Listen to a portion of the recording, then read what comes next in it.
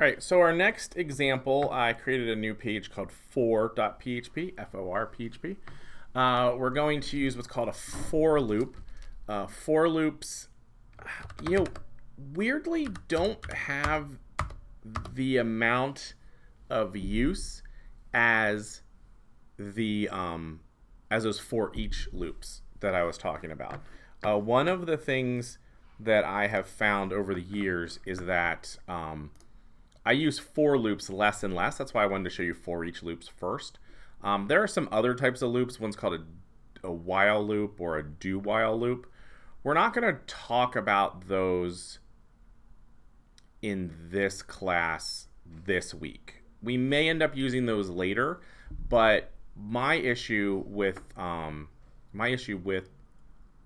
loops is that sometimes they can bring down your whole web application if done incorrectly, especially if you're waiting for something to happen, which happens with those types of loops. With both a for loop and a for each loop, you know how many times it's going to run because you set that up. So you're not going to lock up your server or lock up your program in the same way. So let's go ahead and try a for loop. I'm going to start with count equals 5. So I'll create a variable called count. Let me end my PHP page too. Okay, count equals 5. And then what I'm going to do is I'm going to say echo images in this set. Okay, so this is going to put images in this set. Now what I'm going to do is I'm going to do a for loop. So I'm going to type for parentheses. You set a variable that's going to be the variable that increments, because we're going to increment over time. We're going to go like 1, 2, 3. So in this case, the standard is to use one called I. We almost always use I. Equals 1, okay. Then you do a semicolon, and then you set up while. You're basically saying if I is less, this is an if statement, if I is less than count, $count, semicolon, what should you do? You should take I and you should add 1 to it. And the way we do that in computers is we say plus plus. Okay? So then we do a curly thing, a curly bracket, and then we type echo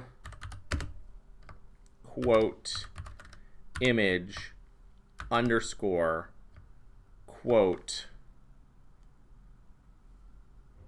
Actually, we should be able to do this. $I dot jpg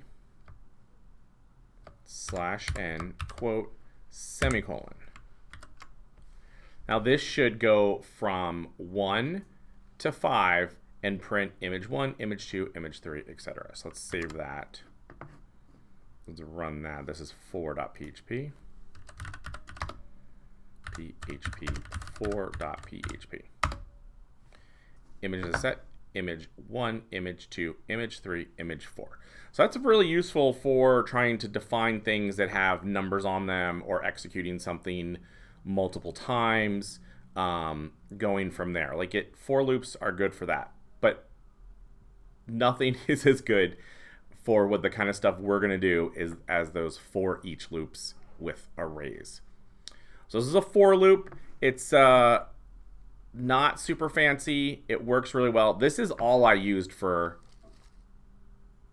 it felt like the first 15 years of my programming career, which might be why I'm a little excited to tell you about for each loops that I did not ever use correctly at all.